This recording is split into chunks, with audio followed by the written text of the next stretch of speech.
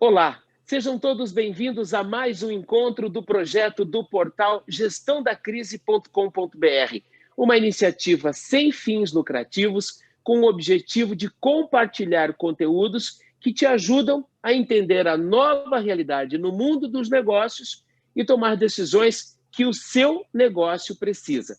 O nosso convidado de hoje é o Anderson Romero, CEO e cofundador da Solution Sistemas e Gestão. Hoje a gente vai falar de tecnologia e inovação. Oi, Anderson, bem-vindo, prazer tê-lo conosco mais uma vez, hein? Boa tarde, muito obrigado pelo convite, um prazer estar contigo aqui. Anderson, vamos começar olhando rapidamente para o retrovisor, antes da gente olhar para o para-brisa das expectativas, das perspectivas para 2021. Como é que foi o ano de 2020 no seu segmento? Faz um resumo para a gente. Olha, para a área de tecnologia foi um ano muito bom, né? Apesar que crise, algumas empresas crescem muito e outras empresas correm o risco até de sumir, né? Foi o ano do imprevisto e do imprevisível, né? Muita coisa aconteceu, muita coisa mudou, né? Tanto que a gente já adotou um lema aqui, né? Que esse ano seja muito mais de gestão e menos de crise, né? Passamos um ano realmente de muita crise, uma seguida da outra. Mas as empresas que tiveram velocidade, que foi o nosso caso, a gente conseguiu em pouco tempo refazer o plano estratégico e tivemos um crescimento legal. Eu acho que foi a realidade da grande maioria das empresas de tecnologia e inovação, né? Anderson, a vida em sociedade e a vida nos negócios mudou consideravelmente nos últimos 10, 11 meses. E uma das mudanças mais importantes e mais perceptíveis é a maneira como a gente se relaciona com o trabalho no dia a dia. Eu gostaria que você falasse do home office e as perspectivas de home office para 2021. Continua? É cultura implantada ou a gente tende a retomar o anterior à pandemia, Anderson? Eu acredito que as nossas reuniões presenciais, elas vão existir cada vez mais efetivas, cada vez mais focadas e reuniões não para a gente conversar sobre o tempo, não para falar do futebol do final de semana, aquele quebra-gelo, porque tu vai está fazendo muita reunião remota, né? Então, no remoto, tu acaba muitas vezes discutindo os aspectos talvez não tão relevantes, quem sabe, da decisão mesmo, mas entendendo o assunto, discutindo o assunto, e quando você se reúne presencialmente, você bate o martelo. Então, eu acredito no modelo híbrido, no modelo misto, né?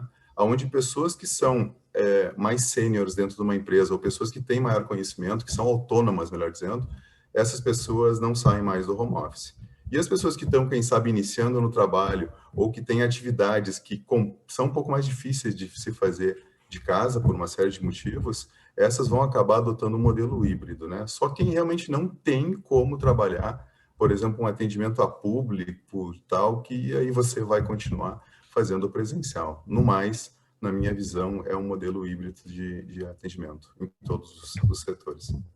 Anderson, como é que o capítulo da integração de sistemas converge com o trabalho remoto nesse momento? Muito importante também. A nossa visão hoje é de que eu venho já de um tempo, já branqueou um pouquinho os cabelos, né? Então já passei por algumas situações de mudanças tecnológicas, né? Da Imagina. época lá do tempo que a gente não tinha mouse ainda para utilizar e tal, e no decorrer dos anos você teve uma história bem interessante, né, da tecnologia, dos sistemas que não eram integrados para sistemas integrados, posteriormente para o que nós temos hoje. Você, através do teu telefone, faz conexão com qualquer tipo de sistema, né? Fala-se muito hoje das ferramentas como os robôs de atendimento, né, os chatbots, como a gente chama tecnicamente. Isso é uma realidade para todas as empresas. E você não precisa entender muito de tecnologia para isso, porque está pronto. Você usando determinados aplicativos, não preciso citar nomes aqui, acho que a maioria conhece aplicativos de mercado hoje, que com 2, 3 toques você consegue fazer uma configuração e já dá um atendimento automatizado ao teu cliente.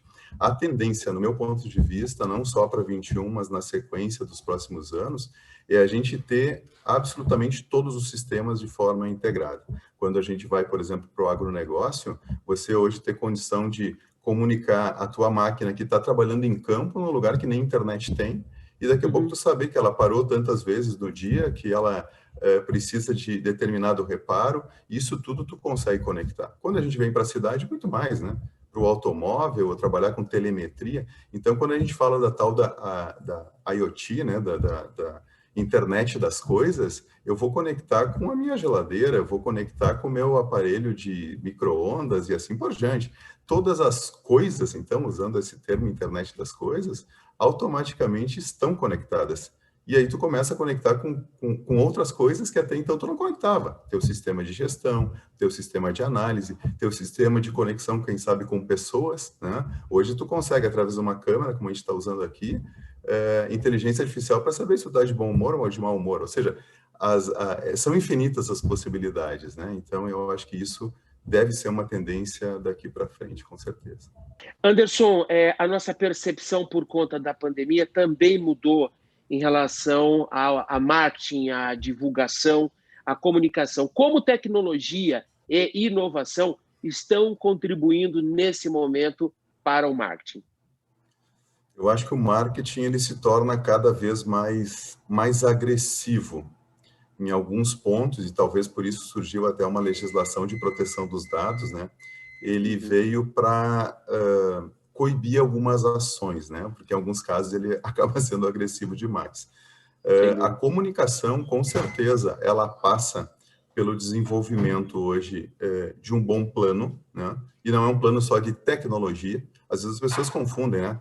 Então, agora eu tenho uma conta no Instagram, por exemplo, e eu tenho resolvido meus problemas. Na verdade, o profissional de marketing tem que estar por trás, eu tenho que ter um bom plano de quais ferramentas eu vou utilizar, voltando um pouquinho no Inteligência?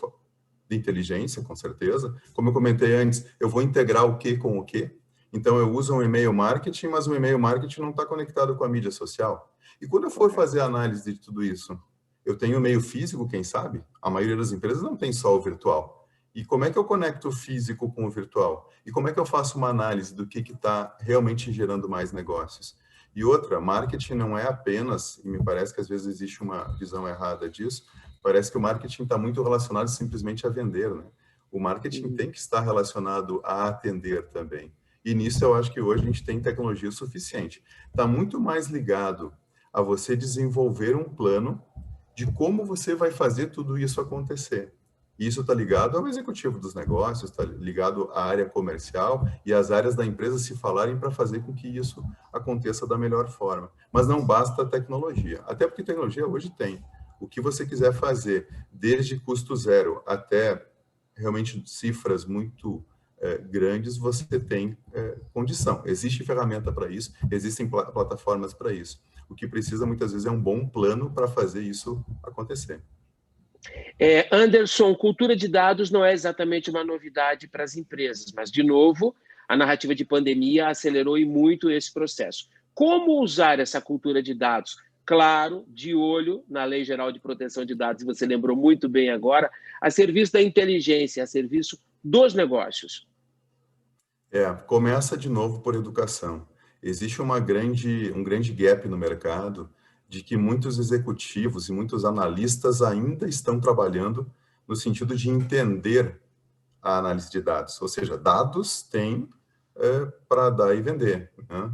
A questão é como é que você analisa isso dentro do teu mercado de atuação. Que muitas vezes você assistir um curso e entender dentro desse curso como é que faz determinada empresa, talvez não seja o mesmo formato que você precisa fazer dentro da sua empresa. Ou seja, o investimento de novo em pessoas, o empoderamento das pessoas no sentido de dar capacitação às pessoas é que vai fazer essa grande diferença. Como eu disse antes, ferramenta existe.